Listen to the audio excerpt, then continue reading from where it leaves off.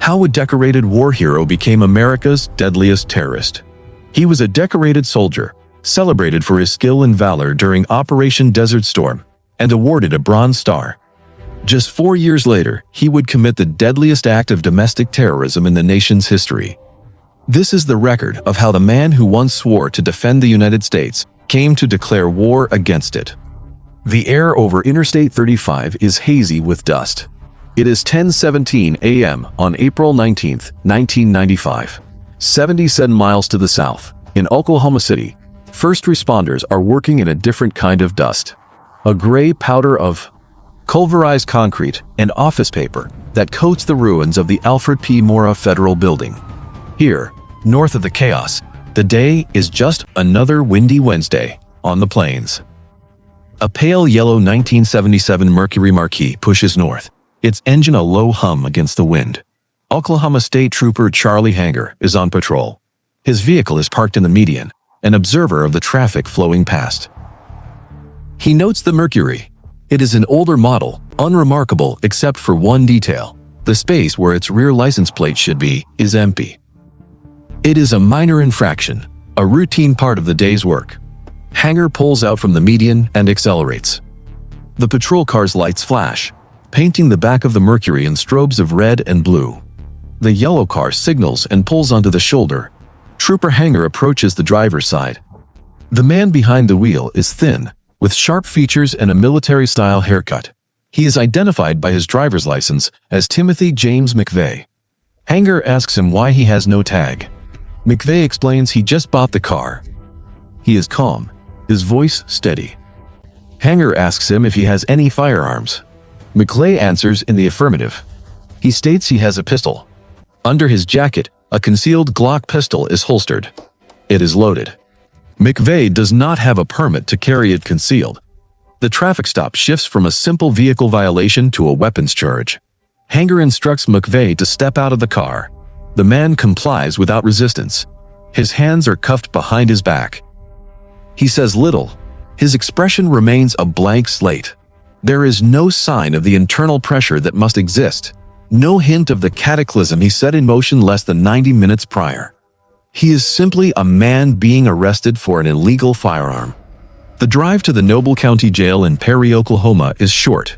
McVeigh sits in the back of the patrol car, watching the flat landscape pass.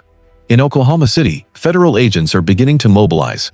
The FBI is establishing a command post. The search for suspects is beginning, built on the assumption that the perpetrator is a fugitive, disappearing into the vast American Midwest. No one is looking for him in a county jail, booked on a state weapons charge. At the jail, McVeigh is processed. He is photographed, his fingerprints are taken. He trades his street clothes for an orange jumpsuit. The arrest report lists the charges: transporting a loaded firearm and failure to display a license plate. He is placed in a cell. The steel door slides shut with a final, heavy sound. The most wanted man in America is in custody, and no one knows it. He sits on the edge of the cot, a figure of stillness while a city 70 miles away digs through rubble. The act begins with a series of quiet transactions across the Kansas plains. In the autumn of 1994, Timothy McVeigh and Terry Nichols initiate the procurement phase. Their primary material is ammonium nitrate, a common fertilizer. They travel to various farm supply stores, purchasing 50-pound bags, paying in cash, and providing false names at the counter. The bags accumulate, first by the dozen, then by the score, until more than 2 tons of the granular white substance are stockpiled. The second key ingredient is nitromethane, a high-energy fuel. McVeigh sources it from a racetrack in Texas, acquiring 3 barrels containing 550 pounds of the volatile liquid. These components, inert on their own, are transported to secured locations. Storage units are rented under aliases in Harrington and Junction City, Kansas. Behind the roll-up doors of these anonymous metal boxes, the assembly of the destructive device commences. The process is methodical. The men crush the fertilizer prills to increase the surface area, making the mixture more sensitive to detonation. They acquire 13 55-gallon plastic barrels to serve as containers. The ammonium nitrate is carefully measured and poured into the barrels, then mixed with the nitromethane and diesel fuel. This transforms the common materials into a powerful slurry, a homemade explosive of immense potential energy. Nichols assists with the initial preparations, but distances himself from the final stages, leaving the culmination of the plan to McVeigh. On April 17, 1995, 2 days before the target date, Timothy McVeigh drives to a rider rental agency in Junction City. He uses the alias Robert Kling and presents a forged South Dakota driver's license.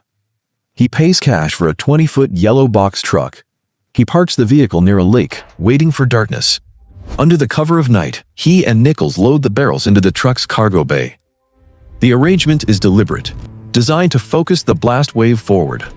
They add boosting charges of Tovex, a commercial explosive McVeigh had stolen, to initiate the main detonation. 2 separate redundant fuses are prepared. By the morning of April 18th, the mobile bomb is fully assembled. Terry Nichols returns to his home in Harrington. Timothy McVeigh is now the sole custodian of the 7,000-pound device. He spends the day driving the Kansas backroads, making final preparations, and stashing his yellow Mercury getaway car in Oklahoma City.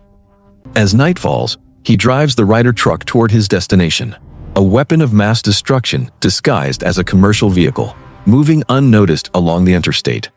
The morning of April 19, 1995, proceeds with routine efficiency inside the Alfred P. Murrah Federal Building in downtown Oklahoma City. On the upper floors, employees of the Social Security Administration and Drug Enforcement Agency are at their desks. On the second floor, in the America's Kids Daycare Center, children are beginning their day. Outside, a yellow Ryder truck is parked in a passenger drop-off zone, its engine off. The time is 9:02 a.m. The 7,000-pound explosive device inside the truck detonates. The chemical reaction is instantaneous. A blast wave, a wall of compressed gas, traveling faster than the speed of sound, erupts outwards. It strikes the north face of the 9-story building with unimaginable force. The truck and its contents are vaporized. The reinforced concrete columns along the building's front shear apart. The transfer beam that supports the upper floors fails. 1/3 of the structure disintegrates. The 9 floors collapse in on themselves in a sequence of catastrophic failures. Tons of concrete, steel, and glass cascade downwards, pancaking each level onto the one below it. The second floor, housing the daycare, is crushed under the weight of the 7 stories above it. The building's interior is pulverized into a chaotic mass of debris. The blast wave continues outward, shattering windows in a radius of several blocks. Cars are overturned. A plume of black and gray smoke rises into the sky. Where the truck stood, a crater is carved into the street, 30 feet wide and 8 feet deep. The sound of the explosion is heard miles away. Seismographs as far as Kansas register the shock. In the seconds that follow the blast, a silence hangs in the air before the sound of falling debris and the first screams. A dense cloud of dust settles over the site, obscuring the scale of the destruction. Out of this cloud, the injured emerge, covered in dust and blood. Emergency services begin to arrive. Sirens converge on the scene. Firefighters and police officers encounter a landscape of total devastation. The entire north facade of the Murrah building is gone, revealing a cross-section of what were once offices, now just rubble and exposed rebar. The initial response is overwhelmed. The priority shifts from law enforcement to search and rescue. The human cost is immediate and severe. Federal agents, office workers, visitors, and children are killed instantly by the blast or crushed in the collapse. The final tally will record 168 fatalities. Among the dead are employees of the Secret Service and the Drug Enforcement Agency. 19 of the victims are children. Over 680 other people sustain injuries, ranging from minor lacerations from flying glass to life-altering trauma. From the collapsing structure, the rescue and recovery operation will continue for weeks. The man in the Noble County Jail is a product of a specific trajectory. The path begins not in radical circles, but in the structured, disciplined environment of the United States Army. In May 1988, Timothy James McVeigh enlists. He trains at Fort Benning, Georgia, and is later stationed at Fort Riley, Kansas, where he excels as an infantryman. His superiors note his proficiency with weapons, particularly the 25mm cannon of the Bradley fighting vehicle. It is here that he first serves with Terry Nichols and Michael Fortier, men who will later become integral to his plans. In 1991, McVeigh deploys to the Middle East for Operation Desert Storm. As a gunner, he engages in combat during the Gulf War and is awarded the Bronze Star for his service. He is a competent, decorated soldier, fulfilling his duties within the military system he would later come to despise. Upon his return, however, a shift occurs. He attempts to join the elite special forces, but withdraws from the rigorous selection program after only 2 days. In December 1991, he receives an honorable discharge and returns to his home state of New York, taking a job as a security guard. The transition from decorated soldier to civilian is jarring. The purpose and clarity of military life are replaced by a sense of disillusionment. This growing discontent finds a focal point in August 1992. On a remote mountainside in Ruby Ridge, Idaho, federal agents engage in an 11-day siege with the family of Randy Weaver. The confrontation results in the deaths of Weaver's wife and son. For McVeigh, watching the events unfold on the news, Ruby Ridge becomes a symbol of federal government overreach and lethal force against its own citizens. It marks the first major catalyst, hardening his anti-government stance into something more volatile. The second, and most significant catalyst, arrives 8 months later. In the spring of 1993, federal law enforcement surrounds the Branch Davidian compound in Waco, Texas. The siege lasts 51 days. McVeigh travels to Waco, observing the standoff firsthand and distributing pro-gun literature to fellow protesters. On April 19, 1993, the siege ends in a fire that consumes the compound, killing dozens of men, women, and children inside. For McVeigh, this is not a tragic outcome of a law enforcement action. It is mass murder perpetrated by the federal government. The date, April 19th, becomes an anniversary to be answered. From this point forward, McVeigh's life becomes itinerant. He leaves New York and travels the gun show circuit across the Midwest, living out of his Chevy in motels. He sells military surplus and anti-government materials. During this period, he immerses himself in extremist literature, most notably the Turner Diaries. The novel, which details a fictional guerrilla war against the United States government, provides him with an ideological blueprint.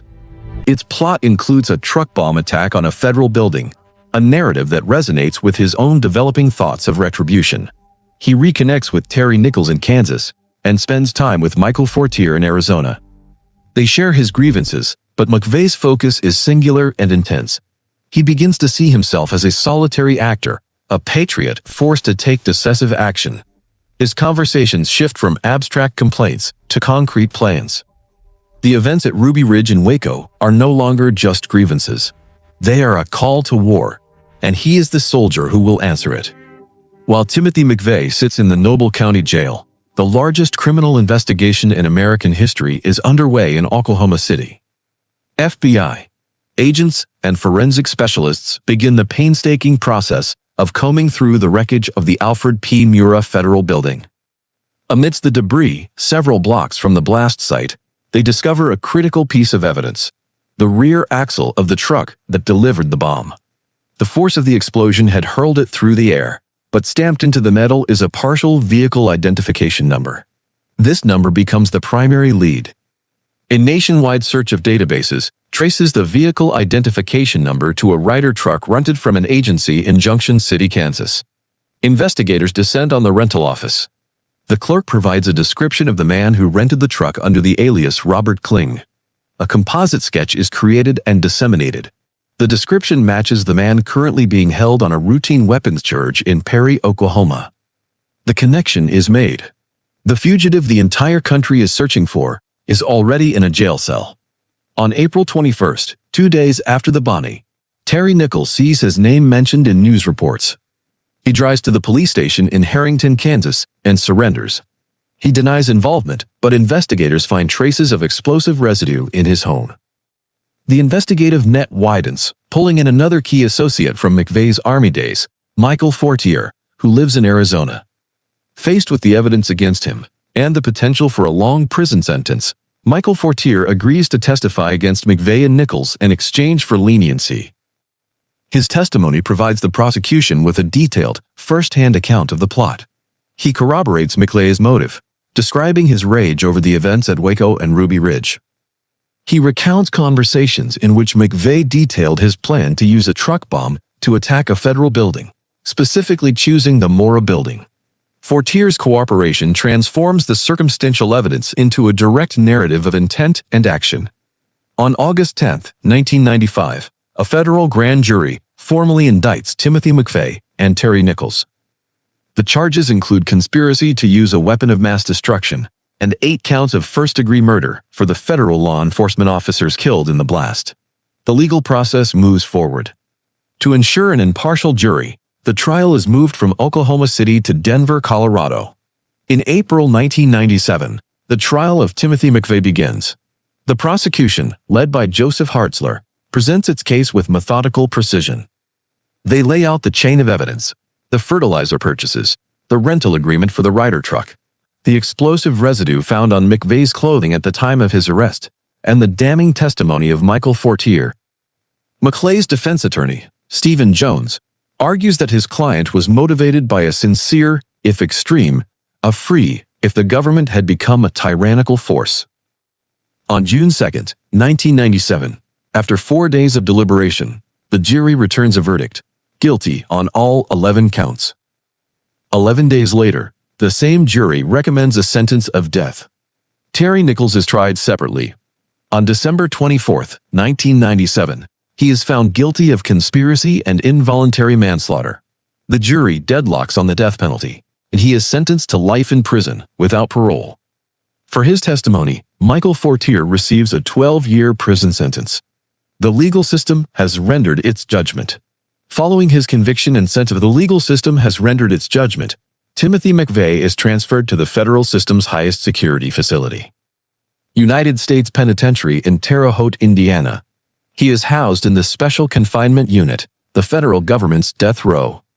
His existence becomes one of stark routine within a small concrete cell, observed continuously by guards.